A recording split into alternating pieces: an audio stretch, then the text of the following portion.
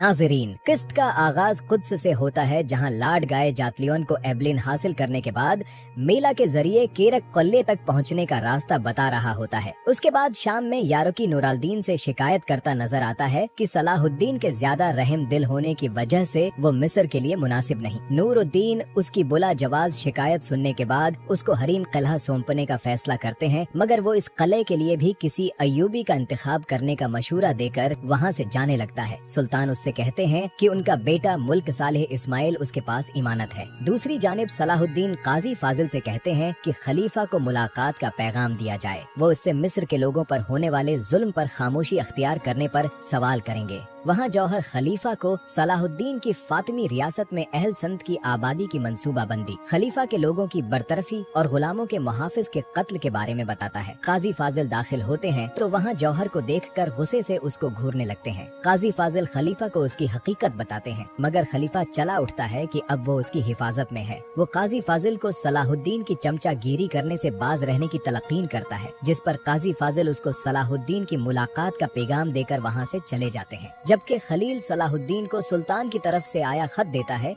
जिसमें मीला को शाम भेजने का हुक्म दिया होता है ताकि इस पर मुकदमा चलाया जा सके। इसकी वजह केरक किले को अपना अगला हदफ बताया गया होता है। सलाहुद्दीन खत पढ़कर परेशान हो जाते हैं। काजी फाजिल के वजह पूछने पर सलाहुद्दीन उन्हें वो खत पकड़ा देते हैं। खत पढ़कर काजी फाजिल उनसे कहते हैं कि ये उनके इम्तिहान का वक्त है। नाजरीन, सलाहुद्दीन ने मेला को आजाद करने का फैसला किया होता है, लेकिन सुल्तान के मेला के मुताल्लिक हुक्म पर सलाहुद्दीन कशमकश का शिकार हो जाते हैं। दूसरी जानिब मेला को जिंदान से बाहर लाया जा रहा होता है कि अवाम उसके धोखा देने की वजह से इस पर पत्थर बरसाने लगती है। वो रोते हुए कहती चली जाती है कि उसको मुआफ कर दिया गया है तो अवाम भी उसको जाने दे। जमशीद गमगीन नजर आने लगता है और शमसा और कारातीगन भी ये मंजर देख रहे होते हैं। मेला सोचती है कि बचपन में उसकी खाला को भी इसी तरह सलीबी कैद करके ले गए थे और वो और ज्यादा गमगीन हो जाती है। सलाहुद्दीन लोगों को मेला पर पत्थर मारते देखकर उन्हें रोकते हैं। वो लोगों को मुंतशिर करने और बुजुर्ग और अरफा को मेला के काहिरा से बाहर जाने तक उसकी हिफाजत की जिम्मेदारी सौंपते हैं। दौर खड़ी शमसा ये देखकर ज्यादा खुश नजर नहीं आती। मेला सलाहुद्दीन के इस अमल से बहुत मुतासिर होती है।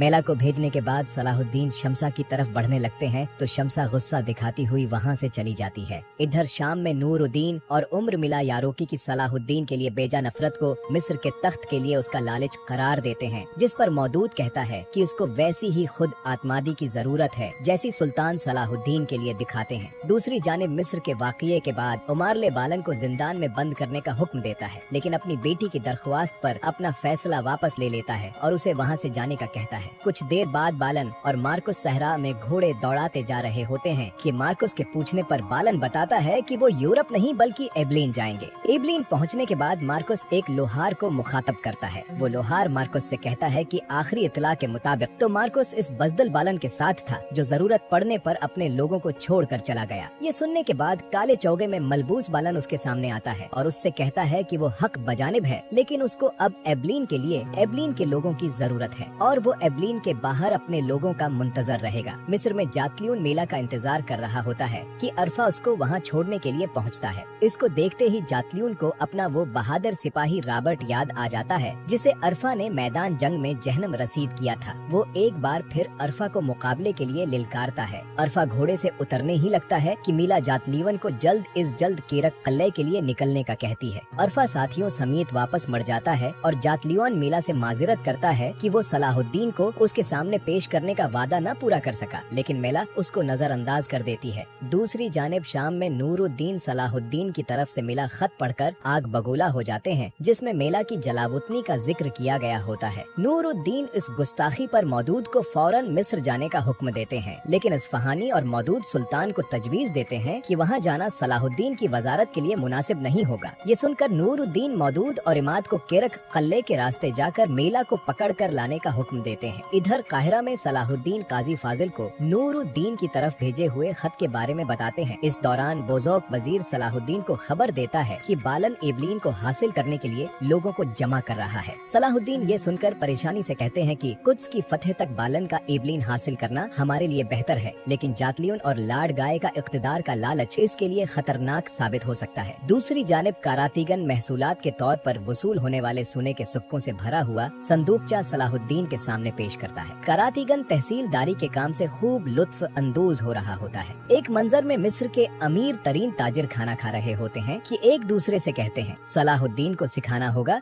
कि मिस्र के हालात मुख्तलिफ हैं। यहाँ भारी भरकम मोहसिलात देने के अमीर ताजिर रवादार नहीं। इतने में सलाहुद्दीन वहाँ पहुँचकर इनसे कहते हैं, जो सबक वो सिखाना चाहते हैं सिखाएं। ताजिर सलाहुद्दीन को उनके तरीके से वजारत करने और धमकाने की कोशिश करते हैं। ये देखकर उत्सीज आगे बढ़ने लगता है, लेकिन सलाहुद्दीन उसे रोक देते हैं। वो सलाहुद्दीन को उन वज़रा का हवाला भी देते हैं जिनके सर मिस्र के बाहर लटके हुए मिले। इस बदज़बानी पर सलाहुद्दीन अपना खिंजर इस मुनाफट ताजिर की गर्दन के आर पार करते हुए कहते हैं कि वो सलाहुद्दीन ही थे जिन्होंने इंसाफ और इस्लाम के तकाज़ों के लिए जालिमों के सरों को निशाना अबरत बनाया। ये देखकर बाकी ताजिर खौफजदा हो जाते हैं। दूसरी जानिब जातलियोन मेला को लेकर किरक कले की तरफ जा रहा होता है कि मौजूद अपने सिपाहियों के साथ उन पर हमला कर देता है। जातलियोन फौरन घोड़े से उतरता है और मेला की हिफाजत करने का हुक्म देता है। दोनों गरवा आपस में खूब टकराते हैं। क्या बालन एबलिन को हासिल करने में कामयाब हो पाएगा? जानने के लिए चैनल को लाइक और सब्सक्राइब करना मत भूलें।